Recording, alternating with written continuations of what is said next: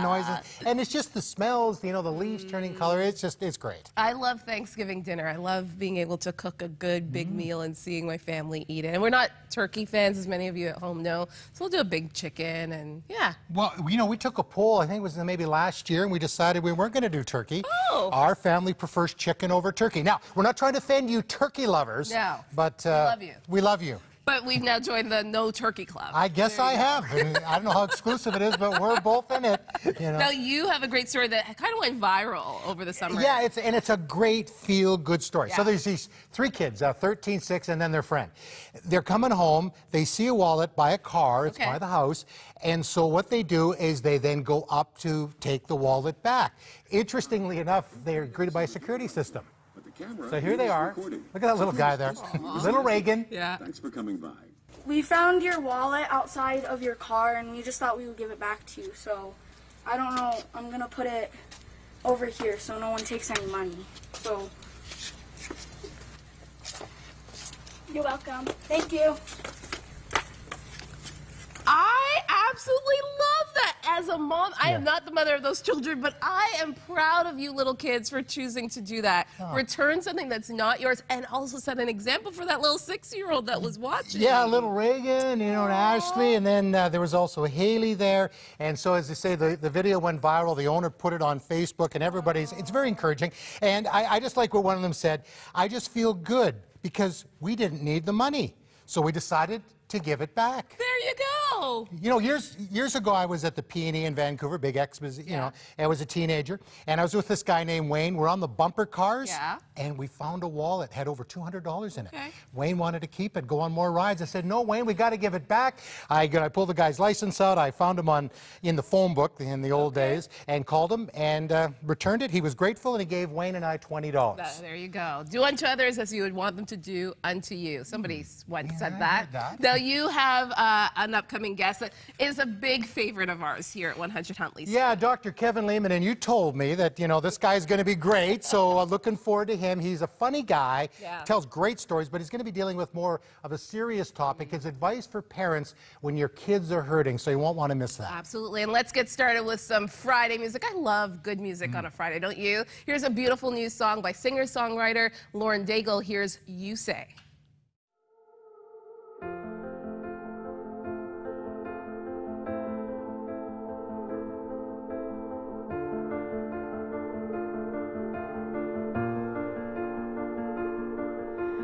I keep fighting voices in my mind that say I'm not enough.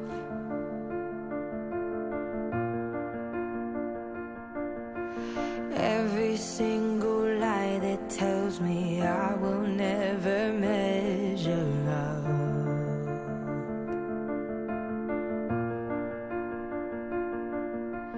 Am I more than just the sum of every high and every low?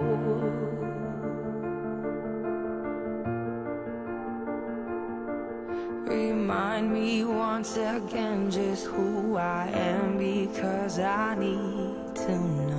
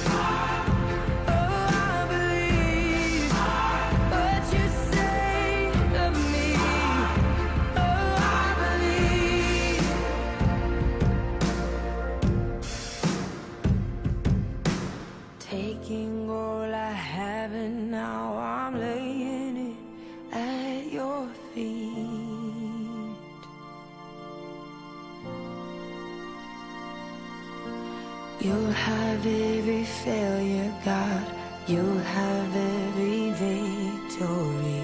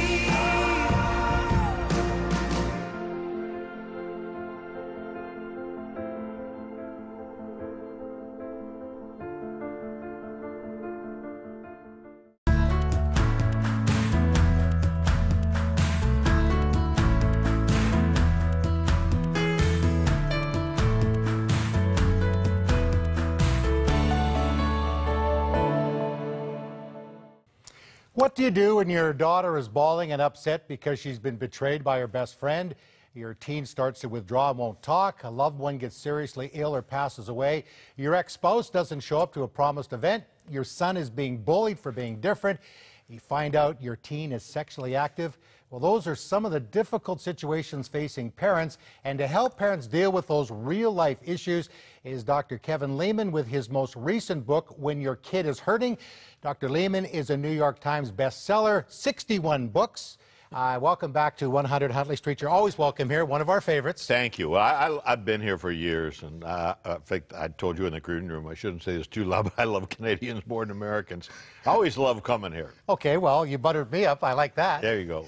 Now, you've written a lot of humorous kinds of books. Yeah. This is not as humorous because you're dealing with some difficult issues, and let's face it, things have changed a lot since you were a child and when I was a child. Yeah, they have. Yeah, it's not a funny book. In fact, of all the books I've done, and there are a plethora of them out there, this was probably the toughest book to do, to even get your arms around it. I mean, you mentioned in the introduction about your child is bawling because her best friend forever just dumped her and now she's odd man out. What do you do? Well, I want you all to think about what you would do, what you would say. And chances are you'd say all the wrong things. Oh, honey, it'll be okay. Or minimize it. Yeah, or it's, honey, don't worry about that. There's many fish in the sea. I mean, we'll tell kids anything, but most of the time when we open our mouth, it's not a good idea. So tip number one is you have to be a listener. Now, I'm famous for telling people, if you want a relationship to grow, don't ask questions. Women, I think when women come out of the womb, the first thing a baby says, if she's female, is, can I ask you a question? Women love questions. Men don't like questions. Kids don't like questions. So rather than say, and probe, say, honey, I'd like to hear your opinion about that. It opens up avenues that otherwise would not be open to you. Do parents then feel pressure that they have to have the right answer, they have to fix the situation? So I know for me that's especially us men. Yeah, that's me. Yeah. Fix the situation, but I've learned over time sometimes just saying nothing is actually a good way to go too. You know, the power of touch, just reaching across. I mean, you mentioned grieving. When somebody's grieving, I remember at my dad's funeral, one of my best friends in life never said a word to me, but he touched me, and I knew exactly what that meant. He didn't have to say another word. And so you have to understand that kids are up against a lot of things today. Bullying, we all know about that kind of thing. Anybody that's different, you're going to get pounded on. And kids have fears of rejection. There's not many kids going out the door to school today who aren't thinking about, boy, I hope I'm not the guy that gets picked on today. Now, you talk in the book about, having the pressure in the home. That has to be a place when the child comes home, they need to know what to expect. Yeah. You've got that going on, and then you talked about bullying, what's going on outside the home. But let's talk about inside the home first. What are some of the things that we as parents need to be concerned about? Well, One of the questions I ask parents all the time is this: are you rearing your kid in a home or hotel? Most of us rear our kids in hotels. What does that mean? It means you give them room service, food service, and very little is expected of them. If you want the kids to be a part of the family, and that means sharing in the good and the bad, they have to give back to the family, keeping in mind that no one member of the family is better than somebody else. And parents tend to think, you know, they're God incarnate, and they're obviously not. And so as you invite kids in and have a relationship with them and watch the critical eye, I always say we should on our kids too much. You should do this, you should do that. Aren't you glad that Almighty God, who knows the number of hairs in our head, isn't always shooting on us? He just says, come. Yes. I want you to love me. And so people ought to see that this is consistent with every Lehman book I've ever written, quite frankly. But it's not an easy topic to address. So the kid who has been dumped by her girlfriend, for example, if I'm that mom, I'm having a conversation like this with my daughter. Honey, that's got to be really rough. Listen, I don't know if you even want to hear this or not, and if you don't, just tune me out, but here's an idea. I've been on this earth 30 years longer than you have. I know you don't even want to go to school tomorrow. Let me just give you one idea. Go in the lunchroom, look for a kid in the cafeteria that's by herself. Sit down across from her and introduce yourself to her. When we come back, I want to talk about, because we do need to keep the home safe, and you talk about it in your book that if there's an abusive relationship or the home is volatile, you need to make some changes. But I also want to talk about outside the home with, you know, the bullying that goes on, and how do we keep our kids safe? Because ultimately we can't protect them in everything, but there are some practical things we can do when we come back with Dr. Kevin Lehman. Still to come. You want your kid to be street smart.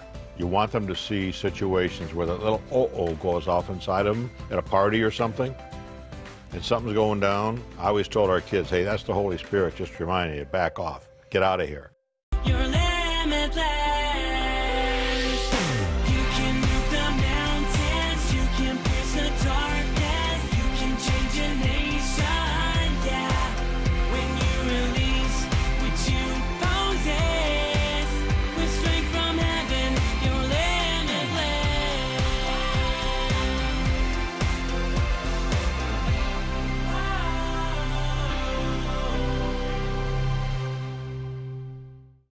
Dr. Kevin Lehman is my guest. Brand new book out, When Your Kid Is Hurting. Before we went to the break, you're talking about saying to the child, go maybe find somebody that's lonely in the cafeteria, and then what would you suggest that they do? And just introduce yourself, and then, honey, at the end of the day, tell me how that went. Just an idea. In other words, this is a kid who doesn't want to go to school. And the parent, rather than just say, hey, listen, young lady, you're going to school, give her something to take with her. And who knows? Maybe she's going to make a new friend, and maybe that's going to open a whole new avenue for her. Now, the bullying issue is huge. You're a grandfather now, I am as well, so we're kind of moving to a different generation, trying to help our kids parent their kids, our grandchildren, who are very precious to us. How do we navigate that and with the bullying? Because, I mean, I didn't find out until one of my daughters had finished high school that she was being bullied. Yeah, well, first of all, I think we have to teach kids in the home that life's unfair, that there are people that are just downright nasty out there. And you have to distinguish for yourself as a parent that bullying isn't one kid being really nasty to your kid. That's not bullying. Bullying is when there's 3 or 4 kids against one, or older kids against a younger child. So just the fact that kids are not nice to each other, that's going to remain. But the point is that you want your kid to be street smart. You want them to see situations where the little uh-oh goes off inside of them at a party or something, and something's going down. I always told our kids, hey, that's the Holy Spirit just reminding you, back off, get out of here. You can always call me, no questions asked. I don't care where you are. Just call me, I'll come pick you up. In the day of cell phone, I call it the new Goliath. It's not always positive, but this is a case where the cell phone really can help. So you prepare your kids as best you can to be street smart, to know there's certain situations that come up, and through no fault of their own, they're in danger. One of the things you really hit on in the book is not to overreact. If you do find out your daughter, your son is sexually active, you know, we've taught you what the Bible says about this. How do you handle that? Oh boy, carefully. You know, when you look at how imperfect all of us are, and you realize St. Paul, what did he call himself? Wretched. Well, if he's wretched, what are you and me? Let's start there. So we've all sinned. We've all fallen short of the glory of God. We know that. So you have to come alongside that kid, and you have to talk turkey with the child without the shame, without the we're so disappointed in you. Don't think the kid doesn't feel all that. You have to walk them through it. And I've sat with young 15-year-old dad, 15-year-old pregnant daughter, parents who wanted me there, and we discussed it all, and they decided they're going to keep the child. Okay, now, you know who's going to rear that child? Grandma and Grandpa. Yes, they are. Not a good idea. I told them to their face, that's selfish. In this day and age of so many families looking to adopt, to put that child into a Christian family. But anyway, you have to deal with all of these kinds of realities that, honey, whatever you choose to do, I've got your back. If you ask me if this is good or that's good, I'll be able to give you an honest answer. But just because it's my answer does not mean it's yours. You have to live with this. So how do parents then, when they get into these situations, especially if it's dealing with some of the moral things, not to get overly emotional? Because, I mean, they can push the child away. Years ago, when you came to a railroad, it would say, stop, look, and listen. I tell parents, say, stop, ask yourself what you usually do in this situation. This can be with your child or your sister-in-law who you don't like and she's got bad breath. You know what I'm saying? What I normally say, what's the new me going to do differently? In other words, what I'm saying is, it's like a checkoff in football, an audible. The quarterback comes to the line of scrimmage, he looks both ways, and oh, we're in trouble. He changes the play. And so you as an adult here, you need to change the play so that you don't just continue to do your little dog and pony show, which always ends up with a big fight and slam doors and tears. In the book, you talk about grief and dealing with that myself personally right now. And as I was reading your book, I was getting all teary-eyed about it because you talk about, you know, the child is in grief and you're in grief with them. It's okay. In fact, you, I think, encourage to cry even with the child. Oh, yeah, absolutely. And for all of us as adults who've lost a loved one, you tell me, what is that grief like? It comes like waves off the ocean. It hits you at the most inappropriate times. And so just coming together, the physical touching of each other, the holding, the sharing, the praying, all that says, you know what, honey, this is really tough. But you know, with God's help, we're going to get through this. And it's not a platitude. It's a reality that I'm with you. I got your backside. But I need you too. So it's not just a one-way street. Kids need to give back to the family. They have to give back to people in the family. So when dad is dying and daughter knows that, when she comes forward and just puts her hands around her dad and says, you know how much I love Grandpa. And for all those people, if you got somebody who's dying before your eyes, have you said everything you want to say? Yeah. Don't let that happen. Say it all. Get it out. Boy, our time went fast, Dr. Kevin Lehman, and this is one of these books that you know, we need to have on our shelf for grandparents to give to their kids and to help mentoring them, hope and all that. When your kid is hurting, helping your child through the tough days. And if maybe you're going through a tough day right now and maybe it's grief or you know, your child has maybe got involved in drugs or the wrong crowd and you just need somebody to talk to, we always have people standing by, wonderful people that will pray with you, that will listen to you. 1-866-273-4444 is our prayer line number. Again, Dr. Kevin Lehman, great to see you, and we will have more of 100 Huntley Street right after this.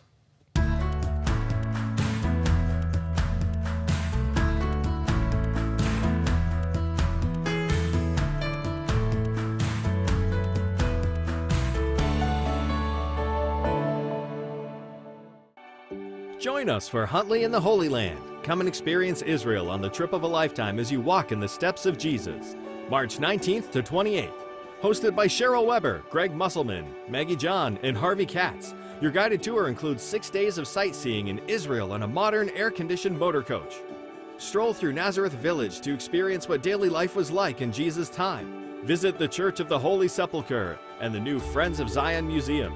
Then see the City of David and the Davidson Center, one of Jerusalem's top tourist attractions for its historical and archaeological significance.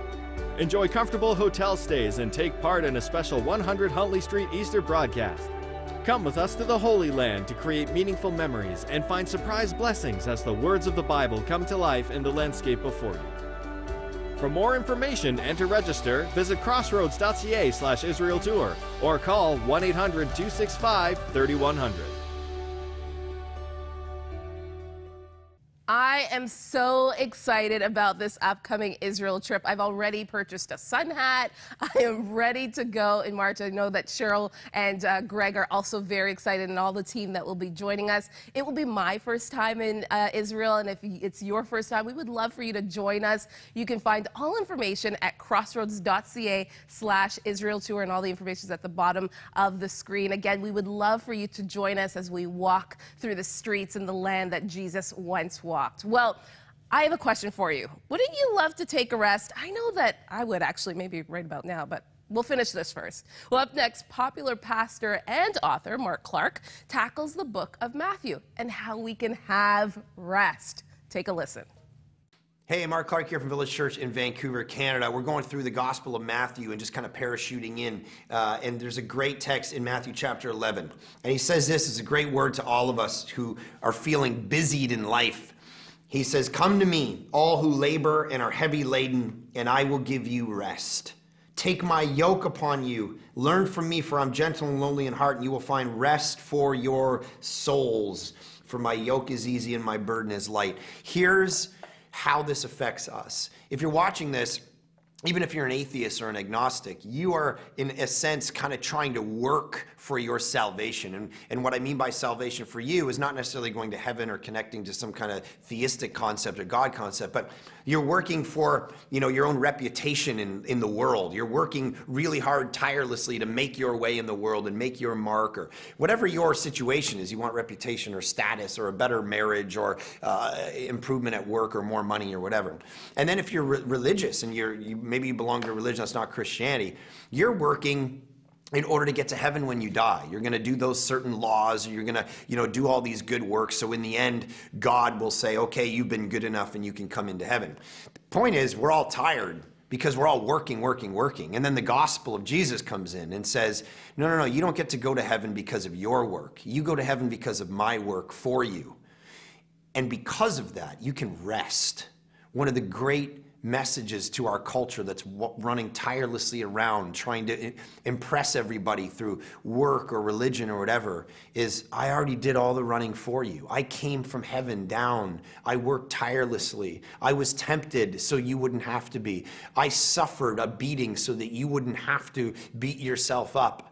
I got rejected from people so that you don't necessarily have to feel, even when you are rejected, that it matters. I died and rose again to give you rest. Now take me into your life, and I will give you a kind of peace that surpasses the circumstances of your life, something that transcends when your life falls apart, when your marriage falls apart, when you lose a loved one.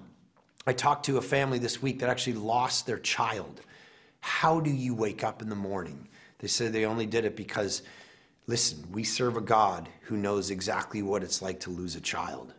The Father gave up the Son so that he might redeem the world. And I know no other concept in the marketplace of ideas or religion that has a God who understands my pain. That's what got me up in the morning. Here's the beauty of Christianity. It's that you don't get saved because of what you do. There's a great story in the Gospels where this woman is caught in adultery. And Jesus says, if you're going to stone her, go ahead. And then nobody does. And he says to her, they didn't stone you? Go and sin no more. Neither do I condemn you. Go and sin no more. And you and I have to understand, I was reading one writer and he said, order matters. He doesn't say to her, go and sin no more, and then neither I condemn you. That's religion. He says, neither do I condemn you. Now go and sin no more, because I've already done the work to give you freedom and forgiveness and the lack of shame and guilt in your life. Have you accepted the peace and rest that Jesus brings rather than trying to run on the treadmill of your own life? Wow, was that ever practical? Mark Clark, it's been great having him on the program this week. You know, as I was listening, I've been one of those kind of guys that work, pretty hard, sometimes even a badge of honor. Well, I've got 4 jobs and I'm traveling all over the world. I'm doing all this. but I was burning myself out, and I had to take a sabbatical.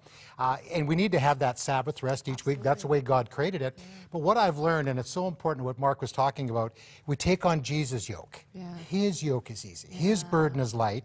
And then when you learn that and you operate out of that rest, you can do amazing things. Maggie, God has given us works to do. It says that very clearly in the Bible. But when we do it His way and the things He's actually asked us to do, we can, relax in that and rest in that, even when things get difficult. And I think that's why sometimes Christianity is hard for some people to digest, because they think that they have to do something to earn it. And Jesus is saying it's already done. It's already done. When you're told that you have to do X, Y, Z, that's called religion. And what we're talking about is relationship. What Mark was talking about is a relationship with a God that said, here's a gift. All you have to do is open it and accept it. And so I love that he has been with us all this week and just sharing that truth. Well, as we head into this Canadian Thanksgiving weekend, we'd like to say thank you to you.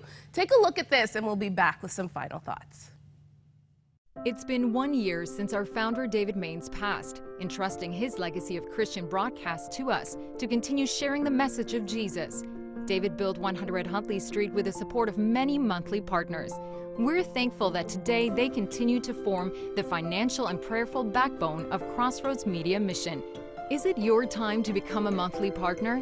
If you enjoy watching 100 Huntley Street, if you agree that our trusted Christian voice in Canadian media must stand strong, if you believe Crossroads Media Missions is critical to reaching our younger generation online with relevant Christian content, and if you want our 24/7 prayer phone lines and now new prayer chat lines to answer calls for help and hope, then please become one of the 1,000 new monthly partners we're looking for this month.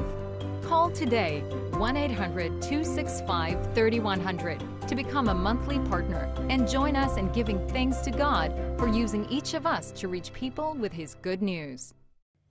As we head into the Thanksgiving weekend, we just want to say thank you for supporting this ministry.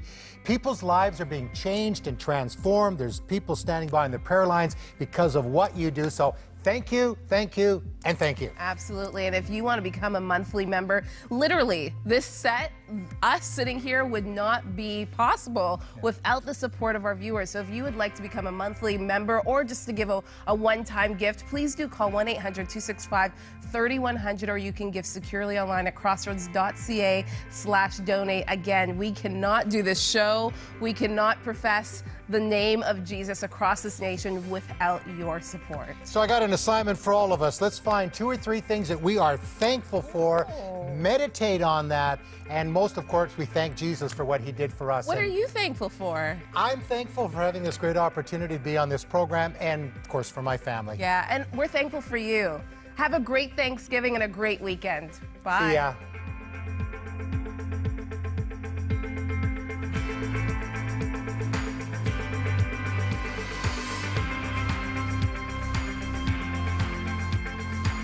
Thank you for your ongoing support of Crossroads, a member of the Canadian Council of Christian Charities. You can write to Crossroads, P.O. Box 5100, Burlington, Ontario, L7R 4M2.